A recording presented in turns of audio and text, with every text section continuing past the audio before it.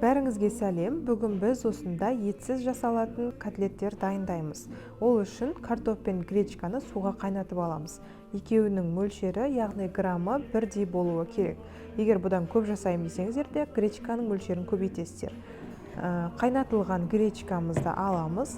Оның үстіне картопымызды салып, екеуін шанышқымен жақсылап араластырып аламыз.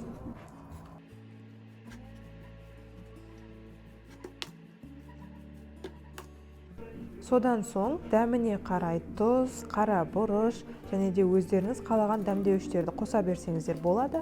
Мен паприканы қолдандым.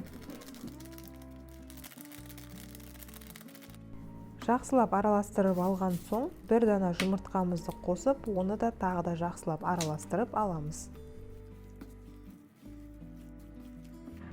Сосын котлеттеріміздің формасын шығарамыз. Шамамен осылай бір қасықтан алып отырып, ұнға аунатып алып, дайындап қоямыз.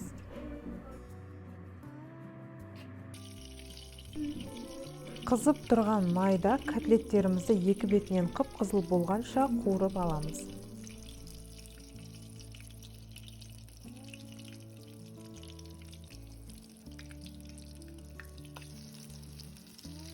Мінекей осылай қызарып пісіргені жақсы, себебі жеген кезде де қытырлақ болып, әдемі болып шығады.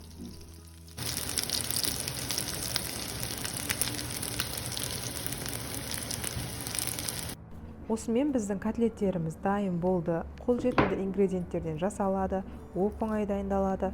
Студенттерге таптырмайтын тағам деп ойлаймын. Дәмі де өте керемет. Сіздермен бірге болған Айнура, назарларыңызға рахмет.